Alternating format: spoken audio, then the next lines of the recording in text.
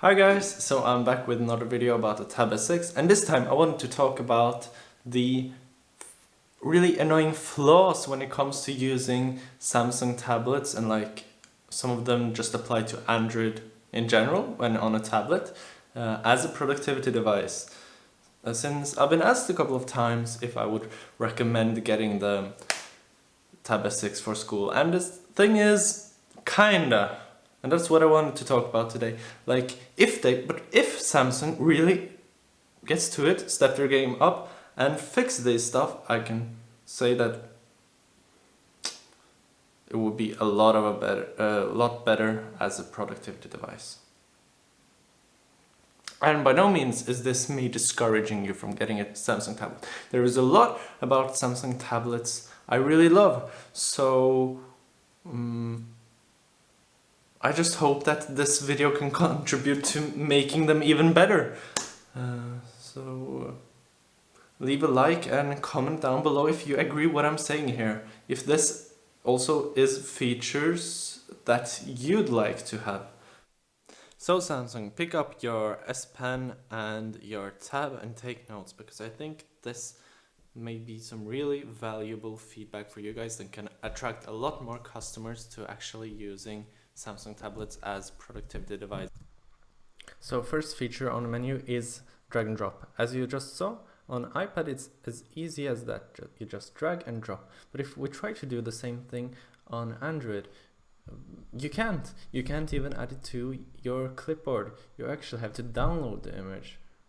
And it's just a lot more hassle. It's a lot more energy used, the way I see it.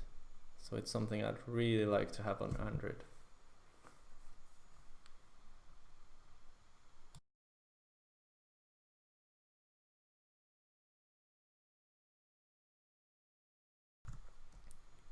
So on iPad you can open the same app in split screen. This is Note Shelf. You can see it's opened side by side. But in Android, you can't. You cannot open the same app in split screen.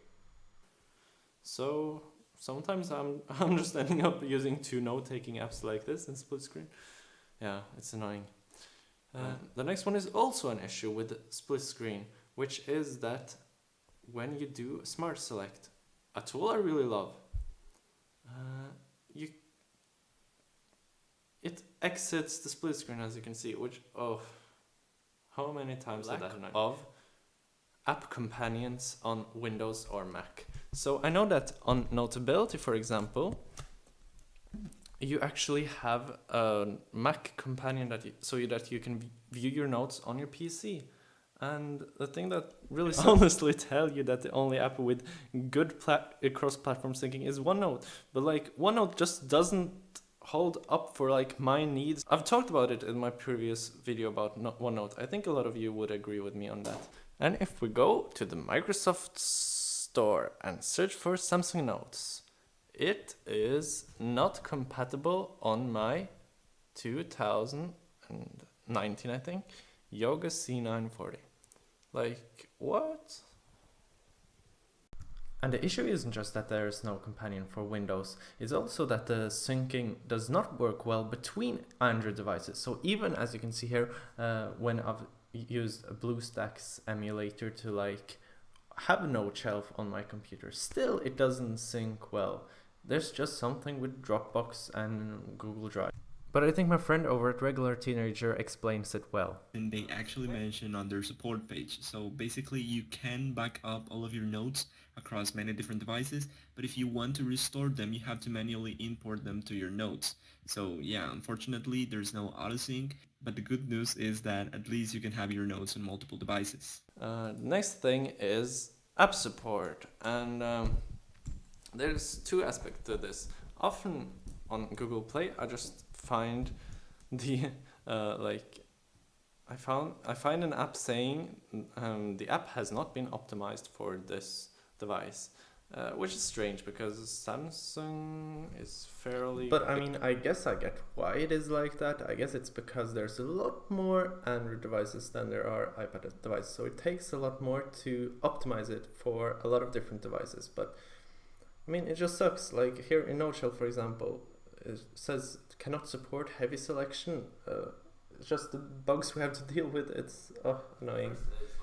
The first is like I've been showing you in all of my videos that the Android version of apps such as Note Shelf are really lacking features that I know the iOS version has, and such as Autodesk Sketchbook, the S Pen button doesn't do anything. It doesn't switch to an eraser, and it's the same with a lot of other. It just doesn't work. 8, I have like a voice recorder app, and like using the tab as a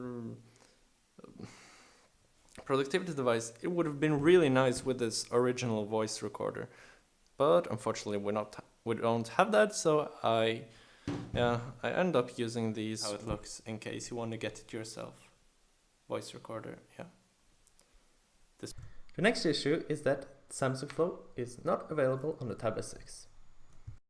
And neither does SideSync, which I've been using on my Note 8. I mean, it's crazy. Come on, Samsung. These features that we love on your Android phones, we would also love them on our Android tablets. Come on.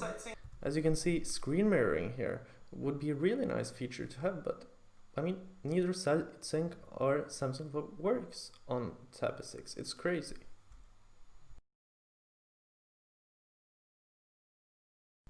And also, there's no way to like double tap to hold the left click button. That's something a gesture I always use on my laptop that you just can't do on the DeX. And also there's no 3-finger gestures. Would have also been nice with that to like switch between applications like you can do on iPad. And please make it so that you can maybe make the language button do something else, because I don't need that. I'm fine by just like going on my screen and changing it. I just keep accidentally hitting it instead of space.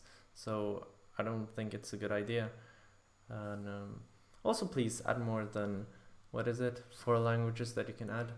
Would have been nice. Another such as Swift key, actually changing the language doesn't make you make the physical keyboard change language. You have to use the Samsung keyboard, which is really weird, but I guess that's the cost of having this new sort of keyboard that attaches physically below.